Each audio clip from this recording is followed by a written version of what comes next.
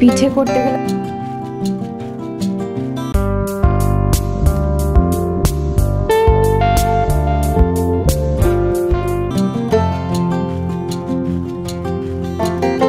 Hello everyone, আপনারা সবাই কেমন আছেন? আপনাদের সকলকে অনেক অনেক স্বাগত জানাই আরও একটা নতুন ব্লগে।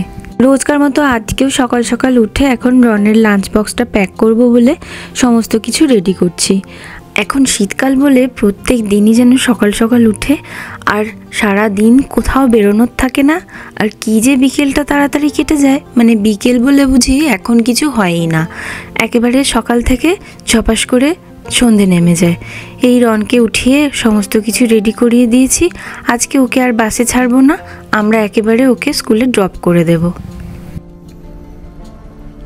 সব রেডি করে ফেলেছি, এবার বেরোবো। আজকে যাব হচ্ছে কি, এখন কয়েকদিন আগে ডাক্তারখানায় গিয়েছিলাম, তো এন্ডোস্কোপি করতে বলেছে পেটের, তো সেজন্য আজকে এখন বেরোচ্ছি আমরা। ওকে স্কুলে ছাড়বো আজকে, আর ওকে বাসে পাঠাবো না, ওকে স্কুলে ছেড়ে একেবারে তারপর কি আমরা বেরোবো, কারণ ওখানে 9টার মধ্যে পৌঁছতে বলেছে। তো বেরোই এখন। সকালের দিকে এমনিতে তো বেরোনো হয় না, মানে রনের সব কিছু রেডি করে আর রনকে বাসে ওই যে উঠিয়ে দিয়ে তারপরে যে ঘরের ভেতর ঢুকি, তারপর থেকে তো আর বেরোনো হয় না সেভাবে। ওই বিকেলের দিকটাতে বা সন্ধ্যের দিকটাতে কোনো বাজার দোকান থাকলে তখন আবার বেরোনো হয়, তবে সে আবার হয় গাড়িতে। কিন্তু যদি হেঁটে বেরোনো হয় সেটা আবার একটু আলাদা রকম ভালোই লাগে। আর এই যে রনের স্কুলে তো পৌঁছে গিয়েছি। ওদের স্কুলে এই যে যারা দাঁড়িয়ে আছেন তারা কিছু ওদের স্টাফ আছেন, আবার কিছু উঁচু ক্লাসের স্টুডেন্টরাও আছে। ওরা হচ্ছে গিয়ে ভলেন্টিয়ার করে, মানে এরকম গাড়িতে করে যারা ড্রপ করে যান আর কি, তাদের গাড়ির দরজাটা খুলে স্টুডেন্টকে নামিয়ে নিতে হেল্প করে, আর তারপরে স্টুডেন্ট চলে যায় তার ক্লাসরুমে। আর ওই যে দূরে হলুদ রঙের দাঁড়িয়ে আছে বাসটা, ওইখানে রনের বাসগুলো এসে দাঁড়ায়। আজ এখনও সে বাস আসেনি বুঝি, কারণ বাসটা তখন দেখলাম যখন রনকে নিয়ে আসি অ্যাপার্টমেন্টের নিচে থেকে, দেখলাম তখনও বাসটা ঢোকেনি। যাক, ওকে স্কুলে ছেড়ে দিয়ে এখন আমরা আবার হসপিটালে চলে এসেছি। এই যে এই হসপিটালটা, এখানেই আজকে এন্ডোস্কোপি হবে। এখানে হচ্ছে গিয়ে সাধারণত এন্ডোস্কোপিতে আগেও আমার এন্ডোস্কোপি এখানে হয়েছে, মানে সেটা যদিও নিউ ইয়র্কে।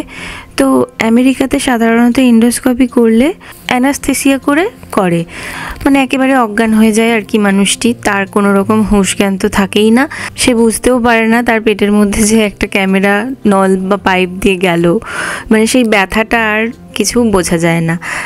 এই যে হাতের মধ্যে দিয়ে এরকম চ্যানেল করেছিল একটা, ওই কম খুবই স্যালাইন চলছিল, আর বাকি অ্যানাস্থেসিয়ার যে গ্যাসটা আর কি নাকের মধ্যে দিয়ে দেয় আর কি, সেটা করেছিল।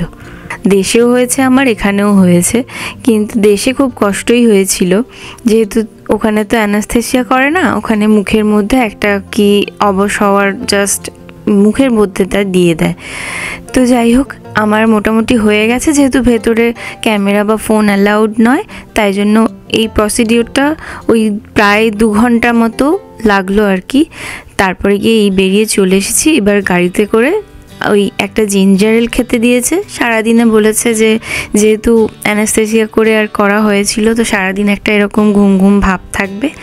তো যাই হোক, আজকের পুরো দিনটা একেবারে রেস্ট, কোনো কিছুই সেভাবে করতে না করেছে।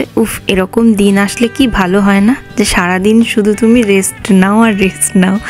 যাই হোক, আজ আবার পরের দিন সন্ধেবেলায় আজকে আমি ভাবলাম যে আগে একদিন পিঠের শুরু করেছিলাম, তো আজকে বাকি পিঠের একেবারে শেষ করব। তো সেরকমভাবে পিঠে খাওয়ার তো লোক বলতে আমি আর দীপ, তাও ওই অল্প স্বল্প করে। তো তাই ফার্স্টে নারকেলের পুর আজকে আমি শুরু করেছি, ভাবছি যে পুরগুলো সমস্ত কিছু করে রাখবো, কারণ যেহেতু সন্ধে হয়ে গেছে আর রাত্রিবেলাতে আর পিঠের ওই মেখে সব কিছু করে বানিয়ে খেতে খেতে অনেকটাই টাইম লাগবে, কারণ আমি সবসময় বলি যে পিঠে করতে আমার একটু সময় লেগে যায়। তো তাই জন্য আজকে সব ভেবেছি পুরগুলোই করে রেখে দেবো। পুলি পিঠে বা সেদ্ধ পিঠের তো অনেক রকমের পুর অনেকে খেয়ে থাকেন, যেমন ডাল, আলু, এই তো নারকেল, মিষ্টির মধ্যে নারকেল, ক্ষীর ইত্যাদি ইত্যাদি। তো এখানে এখন আমার এই যে নারকেলের পুরটা হয়ে গেল, নিয়ে এবার এখানে তরকারির নোনতা বা ঝাল ঝাল পুরগুলো বানাতে শুরু করেছি। এটা হচ্ছে ফুলকপি আলু দিয়ে আর মটরশুঁটি দিয়ে আদা বাটা আর একটু অল্প মতো জিরে ধনে আর হলুদ গুঁড়ো দিয়ে, ধনে পাতা কাঁচা লঙ্কা ঝালটা নিজের মতো করে দিয়ে, নুন দিয়ে পুরটা। আর এইদিকে হচ্ছে এই দুধটা আমি মারছি ক্ষীরের পুর বানাবো বলে, আর ওইদিকে দুধটাতে হচ্ছে দুধ সিদ্ধ পিঠে বা দুধ পুলি পিঠে করব বলে। আর এটা হচ্ছে গিয়ে আলুর পুর, আলু সেদ্ধ করে নিয়ে তার সঙ্গে তেল লঙ্কা নুন মেখে আলুর পুরটা।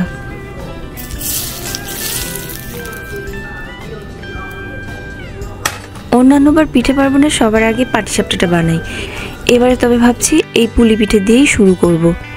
যাক, এদিকে আমার সমস্ত পুরগুলো করাই হয়ে গেল, তাহলে কালকে যখন পিঠে করতে শুরু করব তখন সুবিধেই হবে। Good morning. হ্যাঁ, কালকে রাত্রিবেলাতে ওই সমস্ত পুরগুলো বানাচ্ছিলাম পিঠের। তো আজকে এখন সকাল, বেশ দুপুর প্রায় 1টা বাজতে যায়। তো মোটামুটি সমস্ত কিছু যেহেতু রেডি করে রেখেছিলাম তাই সুবিধেও হচ্ছে। একেবারে রান্নাঘরটার অবস্থা হিমশিম খাচ্ছি আর কি, কারণ আমি সবসময় বলি যে পিঠে করতে গেলে আমার বেশ সমস্যা হয়। তো এখানে হচ্ছে, তো কালকে ওই আলুর পুর করছিলাম, মানে আলু ফুলকপি দিয়ে। তো ওটা আলু ফুলকপির পুর, এটা হচ্ছে গিয়ে শুধু আলুর পুর, এইখানে হচ্ছে নারকেলের পুরটা, আর এইটা হচ্ছে গিয়ে ক্ষীর, আর এটা হচ্ছে গিয়ে দুধ। আমি কালকে রাত্রিবেলাতেই আমি আসলে ভেবেছিলাম যে কালকে রাত্রিবেলাতেই অল্প কিছু যদি করে ফেলতে পারি, কিন্তু না, ওই সবসময় বলি যে ডোটা মাখতে বেশ চাপ লাগে, তো ওই জন্য আমি আর রিস্ক নিইনি। তো রাত্রিবেলাতে রুটি খেয়ে নিয়েছিলাম। আর এই হচ্ছে গিয়ে একটুখানি ডো আমি মেখে গেছি, গিয়ে স্নান টান করে আসলাম। এবার দেখি যে এইটা থেকে কতগুলো পিঠে হয় আর ঠিকঠাক করে মাখাটা হয়েছে নাকি। তাছাড়া এইখানে এমনিতে তো এই আতপ চালের গুঁড়িতে, মানে গুঁড়ি বলতে চালের গুঁড়ো দিয়ে করতে গেলে তো ফুটন্ত গরম জলের মধ্যে দিয়ে করতে হয়। তো আমি এটাতেই করেছি, তো এখনও রেডি করা আছে। এটাতে যতটা হবে হবে, আর যদি আরও লাগে তখন আমার এখানে এই যে রাইস ফ্লোরটা বার করাই আছে, তো করে নেব। তো চলুন এখন তাড়াতাড়ি করে করি। ওদেরকে স্কুল আর অফিস পাঠিয়ে দিয়েছি। এই যে সকালে আজকে দুজনকেই দিয়ে দিয়েছি টিফিনে এই চাউমিন। টন আসলে ভাত খাবে, তবে দীপকে বলেছি যে তুমি ভাতের জায়গাতে পিঠে খেয়ে নিও। আজ সারাদিন ভেবেছি পিঠেই খেয়ে থাকবো।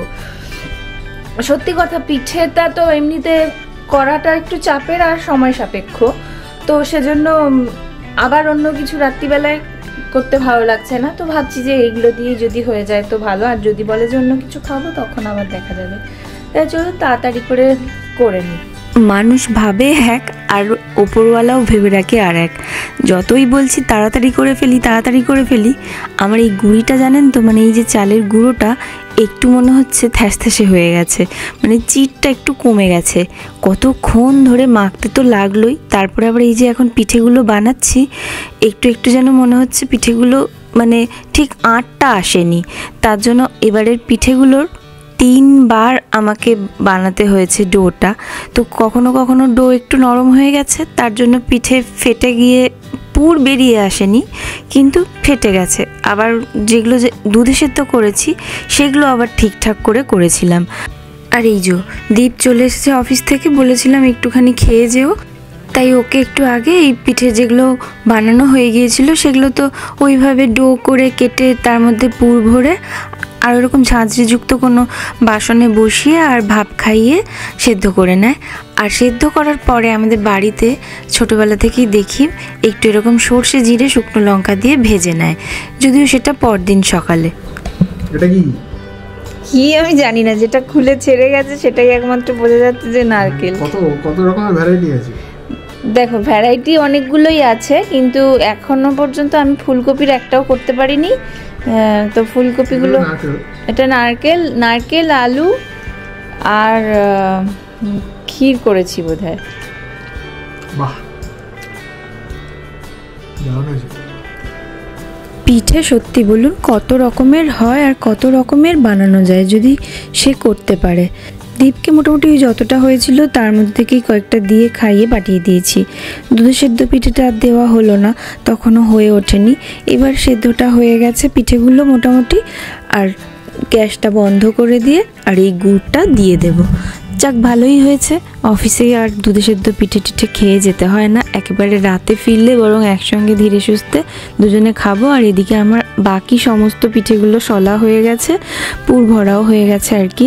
এবার এগুলো সব সেদ্ধ করে নিলেই মানে ওই পুলি পিঠের কাজ শেষ হবে আর কি। আর ওই যে দুধে সিদ্ধ পিঠের জন্য দুধটা মেরেছিলাম, ওটা আমি একটা ওই সাধারণত হাফ অ্যান্ড হাফ দুধ কিনে আনি, সেইটা মারতে সুবিধা হয় আর কি।